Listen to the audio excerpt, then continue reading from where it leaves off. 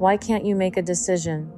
Why do you sit there, going back and forth, knowing something needs to change, and still not move? Because this is not about intelligence. This is not about capability. This is not even about clarity. This is about something deeper. This is about what happens in the space between knowing and acting. Most people think they struggle with decisions because they do not have enough information. They believe they need more time, more certainty, more proof that they are choosing the right thing. But if you are honest, you have already had moments of clarity. Moments where you knew, not partially, not vaguely, clearly. You felt it in your body. You recognized it instantly. And then something happened. You paused. You questioned it. You pulled back. And the longer you stayed in that pause, the more complicated it became. That is where decision-making breaks down. Not in the absence of knowing, in the delay after knowing. Because once you know something, a new pressure is introduced. The pressure to act. And action is what most people resist. Not because they are incapable, because action creates consequence. Once you decide, something becomes real. A direction is chosen. An outcome begins. And with that comes uncertainty. You cannot predict exactly how it will go. You cannot control how it will be received. You cannot guarantee the result. So instead of deciding, you stay in analysis. You revisit the same options. You replay the same scenarios. You search for a version where the risk disappears. But that version does not exist. There is no decision without uncertainty. There is no movement without risk. So the mind tries to protect you. It tells you to wait. It tells you to think it through one more time. It tells you to make sure. But what it is really doing is keeping you in place. Because as long as you are deciding, you do not have to commit. As long as you are thinking, you do not have to act. And that space feels safer. Even if it is frustrating. Even if it is exhausting. Even if it keeps you stuck.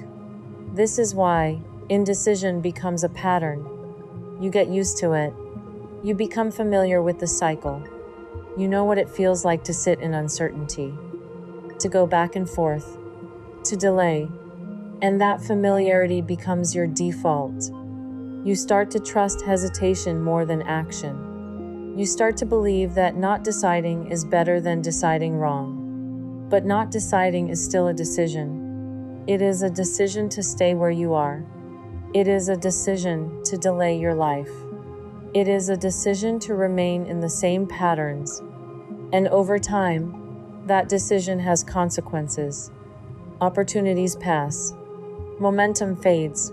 Confidence weakens.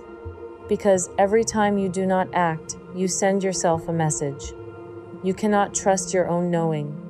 And that message compounds. It builds. Until eventually, even small decisions feel heavy. Even simple choices feel overwhelming. Because you have trained yourself to question everything. To doubt your instinct. To wait instead of move. This is not a personality trait. This is a practice pattern. And what has been practiced can be changed. But it requires a shift. A shift in how you see decisions. A shift in what you expect from them. Most people believe a decision needs to be perfect. That it needs to guarantee the right outcome. That it needs to eliminate risk. But that is not what a decision is. A decision is a direction, not a guarantee. It is a commitment to move, not a promise of perfection.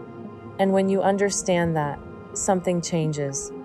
You stop trying to solve everything before you act. You stop waiting for complete certainty. You stop expecting clarity to come first. Because you realize something important.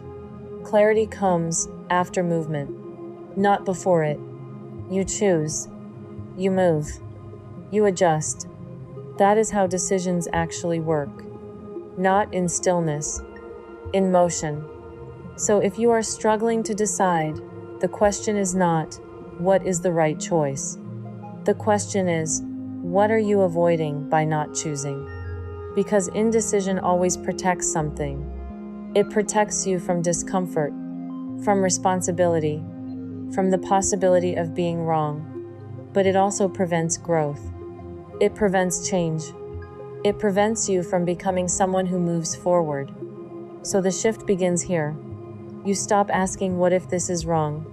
And you start asking, what happens if I stay here? What happens if I keep delaying? What happens if I keep choosing not to choose? Because that outcome is guaranteed. And that outcome is often what you are trying to escape. You want change.